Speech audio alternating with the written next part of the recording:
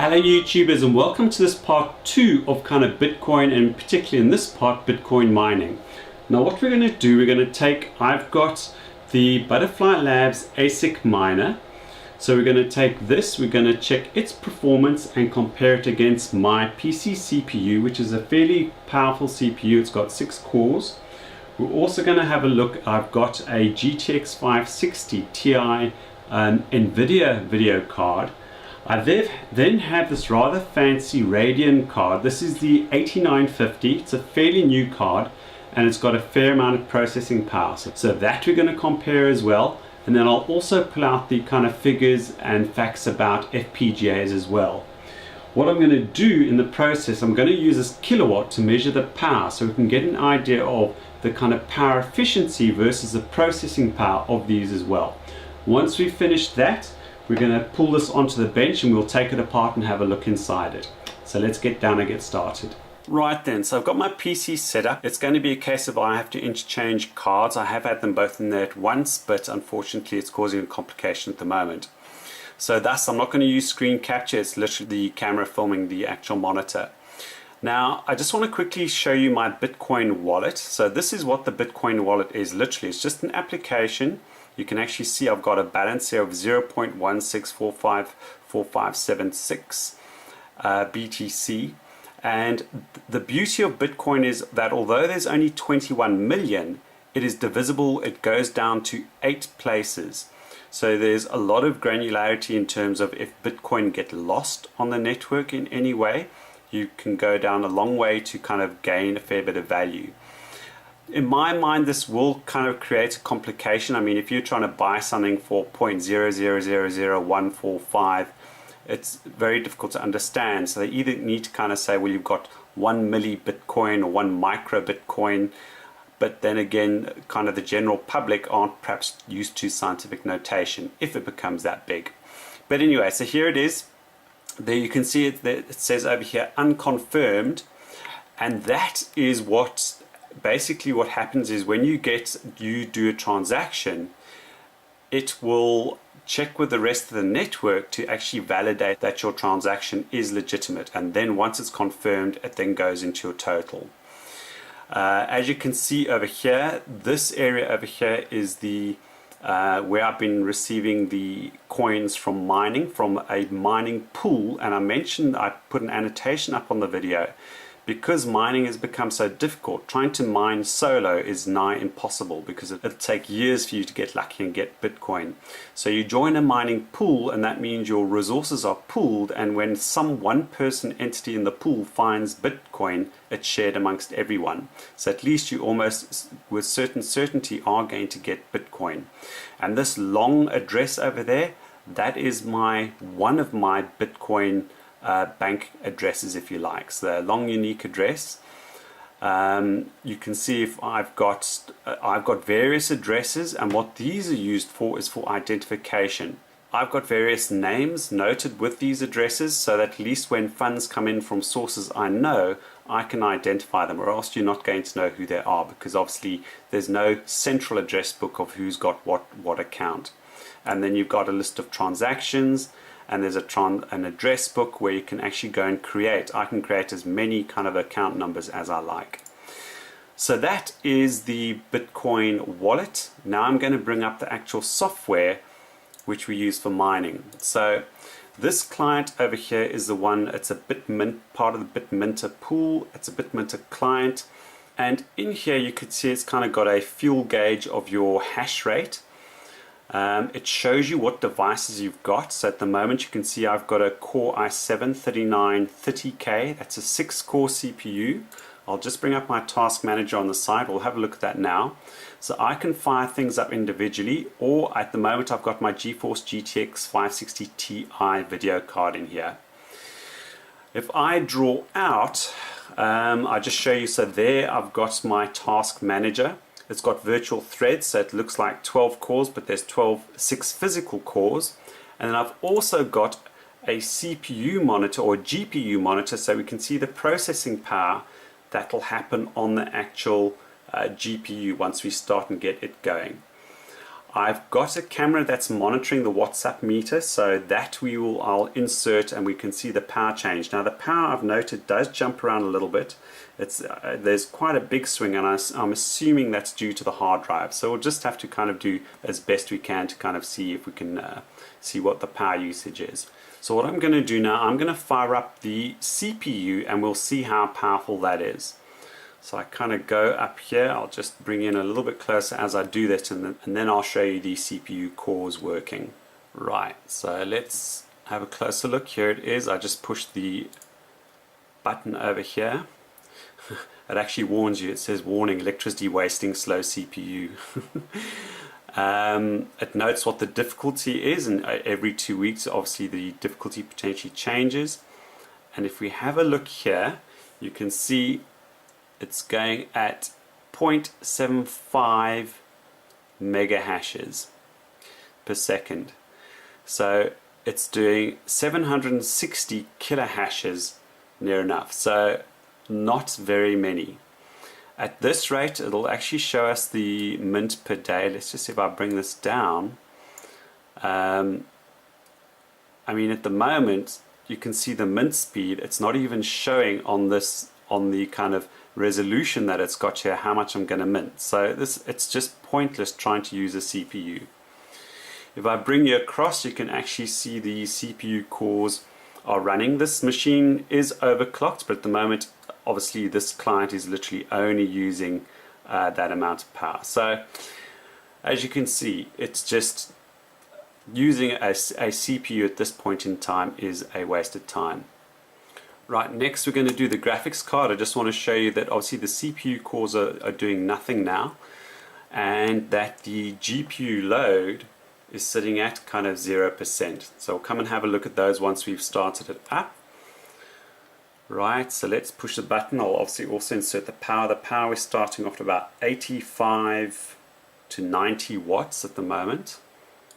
Let's fire up the card. See it revving up. See, the power is hitting over 300 watts, almost spot on 300 watts. And we are doing 91 mega hashes. And you can see now we just on the scale over here, I'd be earning 0.0001 of a Bitcoin per day roughly, is noted over here. If we go over to the CPUs, as you can see, there's not too much happening on the CPUs. But if we go and have a look at the thing that's monitoring the GPU, that is, it's got the GPU flat out running at 99%. Now, just a bit of, I suppose, a bit of information on this video card for interest's sake. I know on the ATI card it doesn't provide all the information in here, I think, when we see it. This has got 384 cores. So just remember that's got 384 cores, and obviously there's a lot more processing power on this than there is on the CPU. Right, and just checking the power again, it's set doing around 310. So I'm going to notice around 310, and as you can see the hash rate. Right, next I have the ATI card in. It doesn't show up by its proper name. It's got this Tahiti name in the Bitminter client. On the actual GPU tool over here, it also doesn't show the actual shading units, but I've got the actual site. So if we go and have a look at the specs, and I'm not a proper video card fundi, but I've got it right, those stream units over here. So that 1792 stream processors are the actual processing units. I mean, if you look at the processing power, compute power that this has, it's just quite scary to see what these cards actually have inside them. So the power usage is sitting around the base level. It kind of wobbles around from 85 up depending on what I do. What I'm going to do now, we're going to fire up the engine and see what processing power this gets to. Right, so I push the start button. So bearing in mind the last card got to 90 mega hashes, and look at this one, what a difference. So this one has shot up to about 450, what should we call it, 450, and the power is sitting at 280, so, or 290. Whoa, okay, now I've seen it shoot up to 300 and something. It seems to be averaging less than the other card. So we'll call it 457, and just note the number of Bitcoin per day this would do at the current difficulty, 0.005. So it's 5 times more than my NVIDIA video card. So there's a fair bit more processing power here. If we go and have a look at the GPU, you can see the GPU is going also flat out, so it's certainly working it very hard. And also note the temperatures do tend to climb steadily. You can see it's at 70 degrees and it was clocking up. Let's see if it goes up anymore. Yeah, slowly clocking up. So it certainly does work the machine. So as an average power, looking at the power there, I'm going to take it as well. It's around 300 to 310. So it's roughly the same actually as the 560, but obviously with a lot more computing power. So next, what we're going to do, I'm going to hook up the actual Butterfly Labs miner and we'll see how that compares. Right, so I've got the Butterfly Labs device next to my PC. It's not powered on at the moment. What I'm going to do, I'm going to set up I've got the other camera monitoring the kilowatt meter, and I'm going to plug it in just to see what it draws when it's kind of passive, and then we'll monitor what it draws once we actually power up and see it doing some CPU work or bit mining.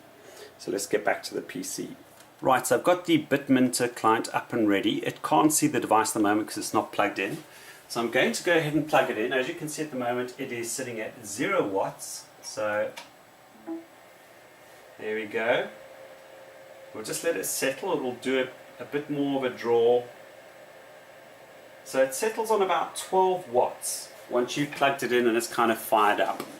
So next what we'll do, I'll get it detected.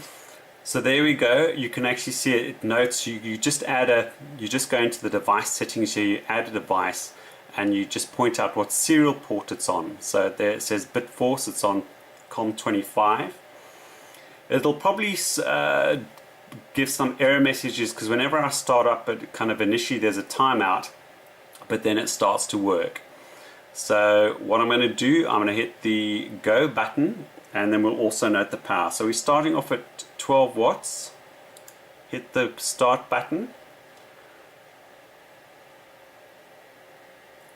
Okay, bang, and off it goes. And what are we up to? 34. So that's not bad at all. I mean, it's minimal. And there you go, you can see it's clocked around to over 8 gigahashes. Now what you'll note this does, it tends to vary between, drops down to 6 sometimes and then accelerates back up to just over 8.2 at times. I'm not sure why it does that. I don't know whether it's because it's operating that fast and waiting for work to do that it kind of throttles back. But on average it'll do between 7 and 7.5 gigahashes with that kind of dropping back. But as you can see, the mint rate at the moment when it comes up to full is 0.008. Now as I said, this was at 0.015 just a couple of weeks ago, but the difficulty level has changed. So before too long, this is going to be diminished to the rate of like a GPU. And then I'll have to consider whether it's worthwhile running. But it's not using a lot of power. It's kind of using roughly, we'll work it up, but roughly 15 watts or so. It doesn't obviously interrupt the PC, so that's a nice thing. I mean, if I had my CPU clocked at 100% or the GPU clocked at 100%, it would make my life very difficult when I'm trying to work on my PC. But this thing can sit happily thrashing away. The temperature over here gets to around 40 degrees roughly, or 45, which isn't too warm. You can obviously feel the heat with your hand on the actual miner, but that's it. And away it goes. So the next thing we're going to do, now that we know what the figures are, we'll go to the bench, we'll have a look at the figures, and then we'll kind of open it up and have a look inside. Right, so I went to note down the figures, and as an average in terms of where the power was when I was actually switching in each kind of CPU, GPU, or the Butterfly Labs doesn't count, but I had an average from around 85 actually up to the where it ended up at. I noted the processing power, and then what I've worked it down to is, and they've done this on certain sites, they've done this where you work down the performance per watt, or even you can get this figured so you can relate the cost, so you can understand the kind of cost you're paying, the amount of dollars for the processing power. But here, as you can see, the CPU 3.6 kilohashes per watt, the GTX 560 Ti 408, almost 409 kilohashes per watt. So a huge difference once you go from CPU to GPU, and of course then a big step up with this new ATI that I've got, which has got more processing power, 2 mega hashes per second per watt. And then of course, as you can see, the ASIC technology only using 34 watts in total, that goes to 235 mega hashes per second per watt. So you can soon get an understanding of how efficient these are. The one thing we haven't included here is the FPGAs. So I'll just quickly go and grab a figure and get that down here so we can do a comparison with an FPGA. So I've just gone and looked, and I'll add a link below to this website which does give you comparisons as well, and also does a translation to kind of the cost. Of course, that would be probably fairly outdated now. But Butterfly Labs did a single rig, an FPGA rig. They did a bigger rig, but just to kind of keep things in comparison with what we got here. It used 80 watts and it worked at 832 mega hashes per second. So that equates to about 10 mega hashes per second per watt. So that's a nice step up from, let's say, even the faster video cards. I'm not sure of the processing power. This card's fairly new, so it might be certainly one of the more faster ones. There certainly are probably some faster, but certainly a big step up in terms of the processing power per watt. So that's why FPGAs certainly became popular, but as you can see, there's a big jump up with the ASICs in comparison to the FPGAs. But anyway, let's get a screwdriver out and we'll undo this and see what it looks like inside. Right, to get into this, it looks like I have to take off the feet. I assume they've got, I think they've probably got a pillar going through here and then the screw or nut on the other side here.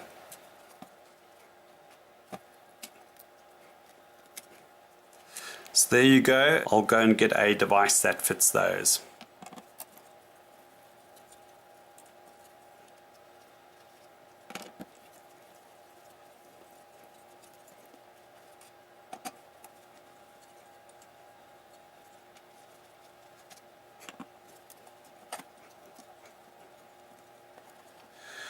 Right, so there we go. All those screws are out. Interesting arrangement with the case. Let's just see.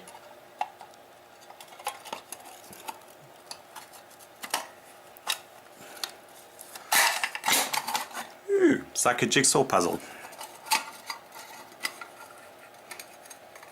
Okay. So there's a fan mounted in the top here. It's quite an interesting arrangement. I've just slipped. There's kind of a loose piece there. As you can see, that's the arrangement. There's a fan connected to the top here. Okay, the base actually then comes out. Let's have a look. See, let's slide this fan. Does this fan come down?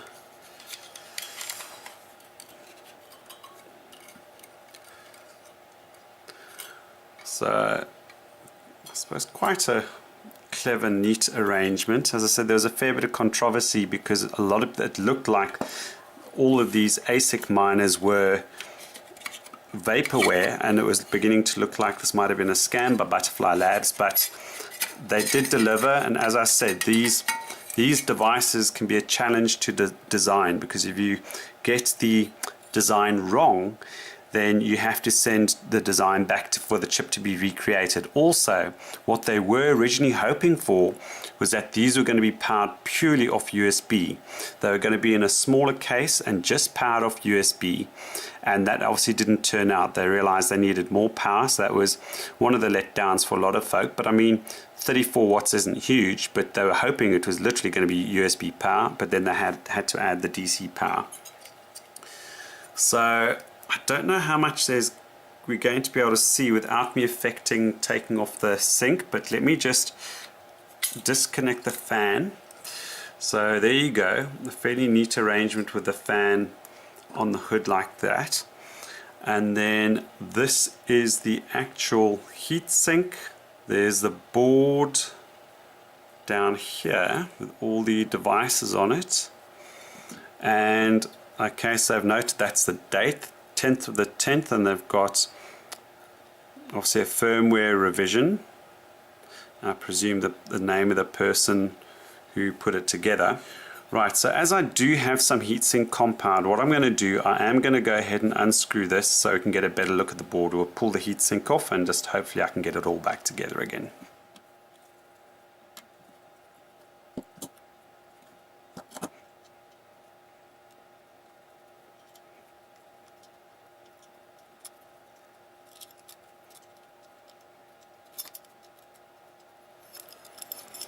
So there you go, there's this backing plate which obviously acts as a good mounting for this to be held down tightly. And I assume it's got this kind of, oh, I forget, it's the kind of ceramic heat tape to kind of do the transfer, so I'll have to do something to replace that. But that's the heat sink. And what I'll do, I'll bring you in a little bit closer to actually see what I assume are the ASICs. I'll bring you in a little bit closer. What I'm going to do is just carefully clear off that tape.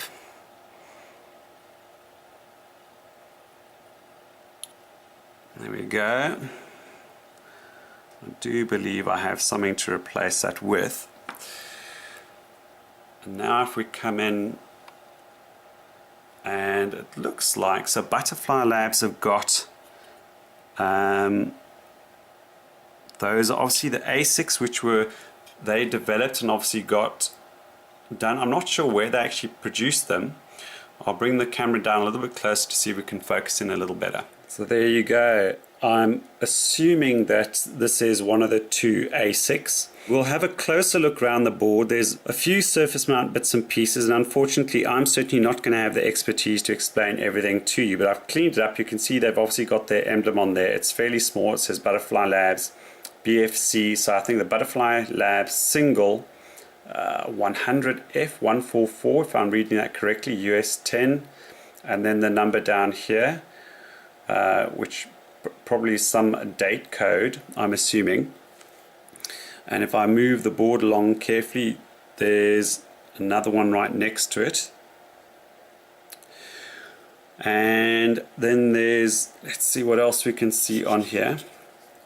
So Butterfly Labs SC Revision C.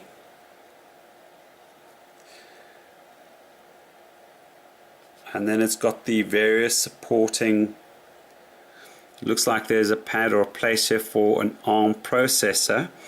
I'm not sure. I wonder whether they would have used this as one of the boards for their FPGAs, which they've modified for the ASICs. I could be totally off the mark here. I'm not sure. So I'm just giving you a quick walk around it. There's this chip over here.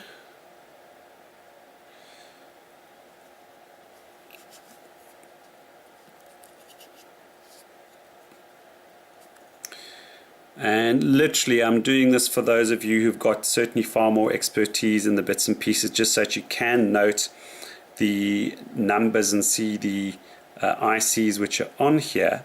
What I will also do is I'll take the best photographs I can. Unfortunately the camera I've got is not the best, but I'll do as best I can and upload them to my forum. So there you go. Okay, and that's obviously the little red LED that shines in the front that shows it's powered up and operating. Right, so what I'm going to try and do, I'll take the photographs and then I'm going to try and get it back together to make sure that I can get it operating again. Right, so I did find in my parts bin I had previously got some kind of a heat transfer or compound which kind of you can cut to shape. I've done that and I've stuck it on the two what I'm assuming are the ASIC ICs. And now I'm going to mount the heatsink, put it all back together and see if it fires up, and we'll have a look at the heat. So that'll be the telltale whether I've actually done this properly. We can actually monitor the heat transfer as it's busy mining Bitcoin. Right, one just quick last shot of it as I have got it back together. I must say it's quite intricate. It's like almost like a little bit of a jigsaw puzzle in terms of getting the plates to fit together. So they certainly must have spent a fair bit of time in the kind of planning of the package and what have you. So yeah, I suppose I can respect they must have had quite a few challenges and pressures while they have got people shouting for these to be produced and to be shipped out. But anyway, let's connect it up to the PC and see if it works. Right, so there you go. I've got the little beastie powered on. The little light is on, so it's powered up okay. Right, so I've just powered up the mining software and it does see it. At the moment it's saying 0 degrees C. So we're going to push the start button. Let's see if it finds it. Yep, it's revving up. Okay, so it's operational. So it goes up to its 8.2. Yeah, the big thing for me is what I want to quickly monitor is this temperature. So let's just see if I've managed to get that heatsink on okay. Right, so just out of interest, we've been running for just over 7 minutes. It's sometimes hitting 50 degrees. It's bobbling between 49 and 50, and I'm fairly comfortable with that. I mean, this could probably go to 55, 60 and still be within a good temperature envelope, I reckon. Just out of interest, you'll note that the little annotations on the miner here, this one notes the number of blocks that are being worked on, so it's 898, 900, 902, and then these are the blocks which have been, or proofs that have been submitted to the actual server onto the blockchain. And then there's sometimes you get miscalculations. So you can see obviously it's working on and processing far more than it's already sent. It's obviously ahead of itself, or I shouldn't say ahead of itself, it's obviously working in parallel on a few, and then once it's completed it sends them off to the server. And then at the bottom here it's actually got a cache. So because this works so fast, and obviously with the CPU and with the GPUs, I never saw this cache this high. Because this works so fast, sometimes this cache will sit up at near 1,000. So you can see, okay, so the cache has just run out. I actually saw it just throttle back, but this will say, there we go, up to 800, and it'll pop over to 1,000. So it's got some buffer of work ahead. Right then, I hope you found that of interest. I certainly don't know if there's another technology step after the ASICs. But certainly, as I say, hopefully from all that information you'll get a little bit of understanding about Bitcoin and the kind of fun and games involved in trying to mine it. I'd certainly say I don't think it's really worthwhile going out and buying a miner and trying to mine right now, because the difficulty rates are just shooting right up. It's far better if you really wanted Bitcoin to either go and sell stuff and gain Bitcoin that way, or literally go and pay dollars and get Bitcoin if you're that keen or interested in it. Thanks very much for watching, and if you do gain any value, please give us a thumbs up. Cheers.